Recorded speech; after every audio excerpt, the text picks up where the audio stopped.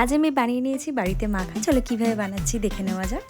আমি নিয়েছি 5 প্যাকেট দুধটা ভালো করে কড়াইতে দিয়ে গরম করে নিয়েছি। আর নিয়েছি লেবু 2 টুকরো, কর্নফ্লাওয়ারটা ভালো করে জলের মধ্যে গুলে দুধটা ঠান্ডা করে নিয়েছি, করে এর মধ্যে ভালো করে মিশ্রণটি দিয়ে দিয়েছি। দেওয়ার পর আমি আবার গরম করতে বসিয়ে দিয়েছি দুধটা। দেওয়ার পরে যখন দুধটা কেটে গেছে তখন আমি একটা কাপড় নিয়েছি, কারণ পর্যন্ত ভালো করে জলটা ছেঁকে নিয়েছি, দিয়ে একটা ঠান্ডা জলের মধ্যে চুবিয়ে রেখে দিয়েছি 1 ঘন্টা মতো। দেওয়ার পরে ভালো করে শক্ত হাতে জলের যত জল আছে জলটা সব পুরো বের করে নিতে হবে। দিয়ে এরকম ছানা তৈরি হয়েছে। দিয়ে এটাকে ভালো করে চিনি